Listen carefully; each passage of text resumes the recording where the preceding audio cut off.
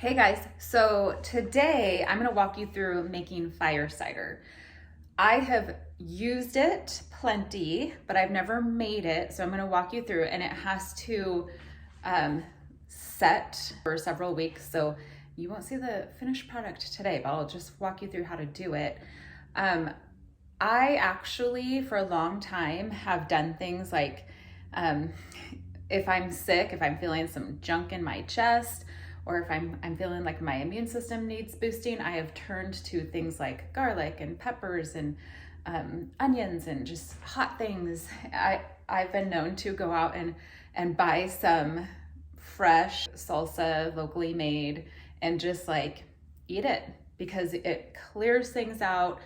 Things like that are natural expectorants that can get things moving if you've got junk in your chest, and they all have immune boosting properties, antibacterial, all the things. And so fire cider is basically taking a lot of those kinds of things. There are different recipes that you can use, but taking a lot of those immune boosting, anti-inflammatory, natural expectorants, all that kind of stuff, plus apple cider vinegar, putting it all together and making a concoction that you can take either as a preventative source, either as just a preventative measure if it's like right now it's winter and there's lots of junk going around, or you can take it more frequently. Like if I were just wanting to use it preventatively, I would probably take it once a day. But if I start feeling like I'm fighting something off, or I was with somebody who is sick, then I would take it several times a day.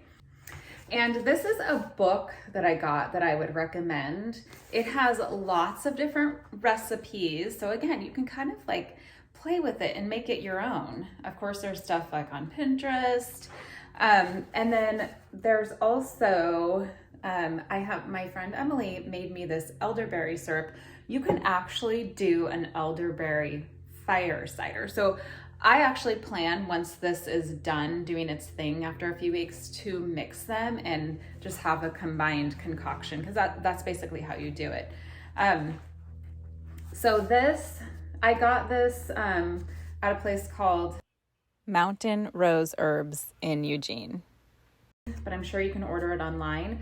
But they also have recipes for food, so you can actually use your fire cider in a recipe, which I've actually done. What was it? I think I made pulled pork or something like that, and I used fire cider in it, which, I mean, it's just so flavorful, has so many yummy herbs and spices in it that why not, right? But if you're actually like fighting something and you feel like you need to like get junk out of your chest, I would for sure just take shots of it. So let's get started. So I'm using just kind of a basic recipe today. There's my apple cider vinegar. This is local honey. I probably have just enough for this recipe. Onions, garlic, rosemary, habanero peppers, oranges, lemons, a bunch of ginger, of course, turmeric, and then horseradish. So, you know, these hotter things are going to really help if you're,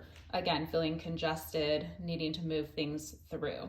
And then you have to, you know, make sure you have jars. I might even need one more. I have four ready, but you have to have your jars to go ahead and seal it up and let it sit and do its thing. Ideally, maybe one large, like half-gallon jar would be great, but this is what I have. Okay, I'm not done. It's getting messy, but I have rosemary, garlic, onions, lemons, oranges, habanero peppers. I'm gonna put turmeric in, and then I have my ginger. I got a whole bunch of fresh ginger that I'm going to peel and put in the jars, and then my apple cider vinegar. Okay, so I have everything in there aside from vinegar and honey. I'm gonna go ahead and fill each jar with my organic apple cider vinegar. And I noticed some recipes have you add the honey right away, and others put it in after it's set. I'm gonna do mine now.